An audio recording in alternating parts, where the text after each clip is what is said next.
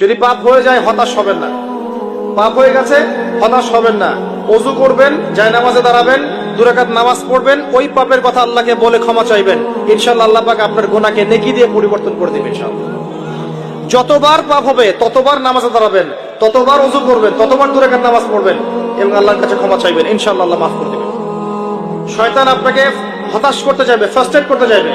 আরে তুমি অন্যায় করেছো, এত বড় বড় পাপ করেছো, তুমি পর্নোগ্রাফি দেখো, তুমি মেয়ের সাথে জেনা করেছো, তুমি মদ খাও, তুমি এই করো, তুমি কিভাবে আল্লাহর সামনে দাঁড়াবে, কোন মুখ নিয়ে দাঁড়াবে? এগুলো শয়তানের ওয়াসওয়াসা। কার ওয়াসওয়াসা? আল্লাহ পাক ক্ষমা করতে করতে ক্লান্ত হবেন না, আপনি ক্ষমা চাইতে চাইতে ক্লান্ত হয়ে যাবেন ইনশাআল্লাহ।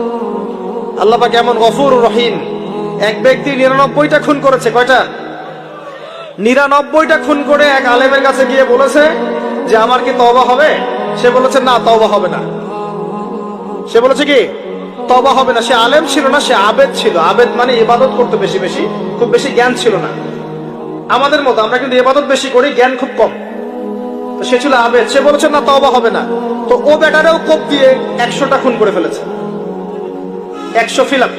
এবার সে চিন্তা করছে যে আমি কি করব। আরেকজন আলেমের কাছে গিয়ে বলছে আমি 100টা খুন করেছি, তওবা হবে? এই আলেম সত্যিকারের আলেম ছিলেন, তিনি বলেন হ্যাঁ তওবা হবে, তুমি ইস্তেগফার করো এবং এই এলাকা থেকে চলে যাও, অন্য এলাকায় গিয়ে থাকো, অন্য একটা এলাকায় গিয়ে থাকো, এখানে তোমার স্মৃতি জড়িত আছে, অন্য জায়গায় হিজরত করে গিয়ে থাকো। তো সে ব্যক্তি চলে গেল, যাওয়ার পথে তার মৃত্যু হয়ে গেছে। আর আল্লাহ পাকের ফেরেশতা চলে এসেছে, আযাবের ফেরেশতা এবং জান্নাতের ফেরেশতা, তারা নিজেদের মধ্যে এখন তর্ক করছে কে রূহটা নেবে, আত্মাটা কে নেবে। ওই যে রূহ কাকে বলে, সায়েন্সকে জিজ্ঞাসা করেন, সায়েন্সের প্যান্ট খারাপ হয়ে যাবে। রূহ কাকে বলে উত্তর দিতে গিয়ে এখন আল্লাহ পাক এই বান্দাকে মাফ করতে চাচ্ছেন। তিনি কি করলেন? আল্লাহ পাক কৌশল করলেন। তিনি বললেন জমিনটা মেপে দেখো, ফেরেশতারা তোমরা জমিন মেপে দেখো, সে যেখান থেকে বের হয়েছে সেখানকার দূরত্ব বেশি না যেখানে যাচ্ছিল ওখানকার দূরত্ব বেশি। এবং আল্লাহ পাক জমিনকে আদেশ করলেন এই জমিন তুমি লম্বা হয়ে যাও। জমিন আল্লাহর আদেশ শোনে না? এই পাহাড় আল্লাহর আদেশ শোনে না?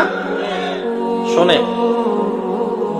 পাহাড়ে যা হচ্ছে, আল্লাহ রাব্বুল আলামিনের গজব চলে আসলে এই পাহাড় দেখবেন মানুষের উপর গজব ফেলবে ইনশাআল্লাহ তাআলা। সমুদ্রের কিনারে যা হচ্ছে আমরা দেখে আসলাম যে নগ্নতা অশ্লীলতা চলছে, যখন আল্লাহ পাকের গজব আসবে দেখবেন সমুদ্র ভাসিয়ে দিবে সবাইকে দেখে নিয়ে ইনশাআল্লাহ। আল্লাহর আদেশ যখন চলে আসবে প্রকৃতি আল্লাহর কথা শুনবে। জমিনকে আল্লাহ বললেন লম্বা হয়ে যাও, জমিন লম্বা হয়ে গেল। এবার